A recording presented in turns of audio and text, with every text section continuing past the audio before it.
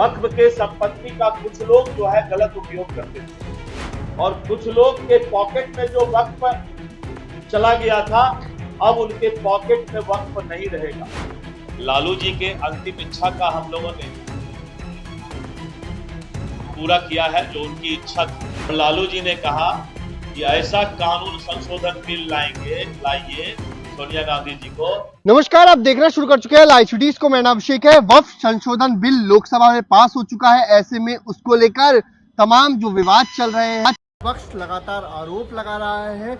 ऐसे में नीतीश कुमार की भी टेंशन बढ़ी है। नीतीश कुमार को लेकर कहा जाता है कि उनका एक वोट बैंक मुस्लिम वोट बैंक भी है। ऐसे में तमाम जो आरोप लग रहे हैं उसको लेकर बीजेपी ने बड़ी प्रेस कॉन्फ्रेंस बुलाई है। बीजेपी के प्रदेश अध्यक्ष दिलीप जायसवाल ने बड़ी प्रेस कॉन्फ्रेंस बुलाकर कई ऐलान किए हैं। उन्होंने साफ साफ कहा है ये जो वक्फ बोर्ड का जो इनकम होगी उसका खर्च जो है वो भी मुसलमानों पर किया जाएगा।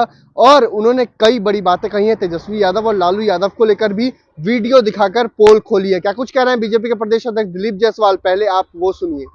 सरकार ने अखबार के माध्यम से भी ऐलान किया है कि किसी का भी बिजली नहीं काटा जाएगा और उसके लिए एक समय सीमा निर्धारित किया गया है।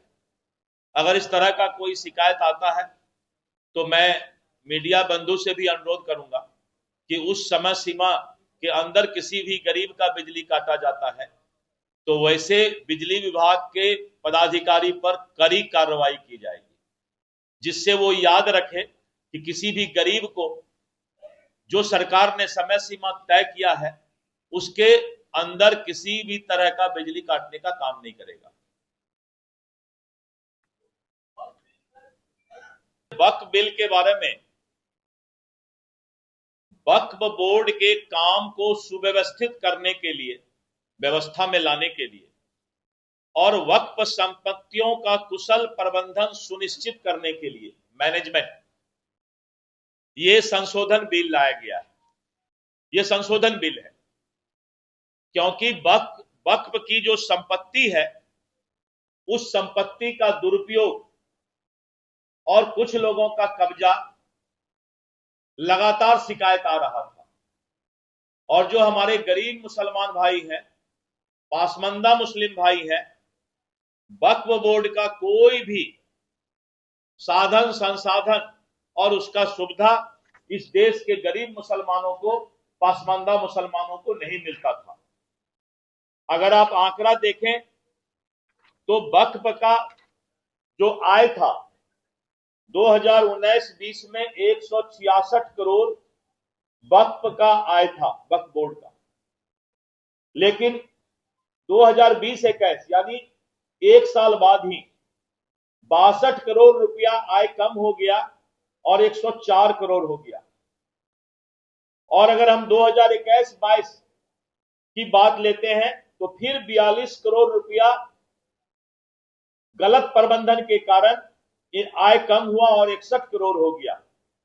और 22-23 में 27 करोड़ हो गया, 23-24 में 14 करोड़ हो गया। तो 166 करोड़ का जो वक्फ का इनकम था, आय था, इन लोगों के गलत प्रबंधन के कारण और कुछ लोगों के कब्जा के कारण, व्यक्तिगत उपयोग वक्फ के संपत्ति में करने के कारण ये डाटा है, ये डाटा अपलोड किया हुआ है। और वक्फ के संपत्ति का कुछ लोग जो है गलत उपयोग करते थे। सच्चर कमेटी ने भी कहा कि कम से कम 12,000 करोड़ इसका सालाना इनकम होना चाहिए और इनकम कितना हो रहा है? मात्र 14 करोड़। सरकार ने फैसला लिया है कि वक्फ के संपत्ति का सही प्रबंधन किया जाएगा और कुछ लोग के पॉकेट में जो वक्फ चला गया था अब उनके पॉकेट में वक्फ नहीं रहेगा। कानूनन तरीके से वक्फ चलेगा। भ्रष्टाचार और कुप्रबंधन को रोकने के लिए, पारदर्शिता और दक्षता लाने के लिए यह संशोधन बिल लाया गया है। वक्फ के सारे संपत्ति और उसके आय का उपयोग भारतीय मुसलमान भाइयों पर ही होगा। संशोधन बिल में ऐसा नहीं है कि वक्फ के संपत्ति या आय का दूसरे जगह कहीं खर्च किया जाएगा, लेकिन उसका जो भी इनकम आएगा, आय आएगा, वो भारतीय मुसलमान भाइयों पर खर्च किया जाएगा। और जो 14 करोड़ आय है उसको बढ़ा करके 12,000 करोड़ आय किया जाएगा। ये सच्चर कमेटी में भी कहा। तो इतना बड़ा संपत्ति को और बिना किसी आय के रखा गया था कुप्रबंधन के कारण, तो वित्तीय पारदर्शिता इसमें नहीं था, फाइनेंशियल ट्रांसपेरेंसी नहीं था। और अब इस संशोधन बिल के बाद वित्तीय पारदर्शिता आएगा, राजस्व में वृद्धि होगा, लक्षित आवंटन बढ़ेगा, उन्नत निगरानी होगी और वक्फ बोर्ड के लिए आत्मनिर्भरता होने से सरकारी सहायता पर निर्भरता कम हो जाएगी। और इसके साथ साथ वक्फ बोर्ड का सर्वोत्तम उपयोग करने से वक्फ बोर्ड की संपत्ति का प्रति वर्ष आय 12,000 करोड़ रुपया से अधिक राजस्व प्राप्त होगा, जो गरीब मुसलमान भाइयों के स्वास्थ्य, शिक्षा, देखभाल, कौशल विकास और आर्थिक विकास, सामाजिक विकास का भी काम करेगा। तो वक्फ पर गांव के सबसे अंतिम पंक्ति में बैठा हुआ गरीब अकलियत भाई, मुसलमान भाई का भी हक हो, ये संशोधन बिल वह अधिकार दिलाने का काम करेगा। किस चीज का? अच्छा, अभी आप राजनीति इधर आ गए, अब वक्त पर पूरा हो गया ना,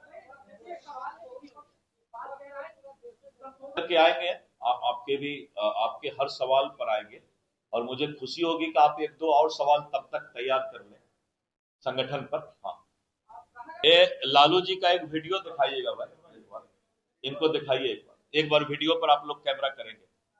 लालू जी के अंतिम इच्छा का हम लोगों ने पूरा किया है, जो उनकी इच्छा थी। साउंड बढ़ाओ जी, फिर से चालू करो, साउंड बढ़ाओ। श्रीमती सोनिया गांधी जी भी थी और मीरा कुमार जी हाउस को प्रेजाइड कर रहे थे, और लालू जी ने कहा कि ऐसा कानून संशोधन बिल लाइए सोनिया गांधी जी को कि कॉग्निजेबल ऑफेंस हो, क्रिमिनल धारा में वक्फ बोर्ड के जो लोग कब्जा किए हुए हैं, जो संपत्ति को बेच रहे हैं, उतना ज्यादा तो बीजेपी नहीं कह सकता है, क्योंकि यही लोग फिर बोलेंगे कि सेकुलर पार्टी नहीं।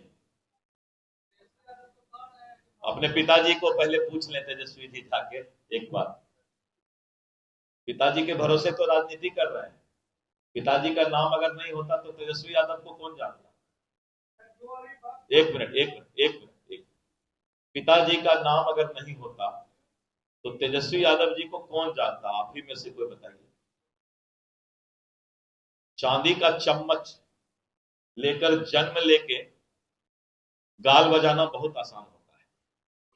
कभी किसी गरीब का बेटा, लालू यादव जी बोलते हैं मैं समाजवादी नेता हूं, परिवारवादी नहीं हूं, समाजवादी हूं, लेकिन नेता बनाने के लिए बेटा ही मिलता है।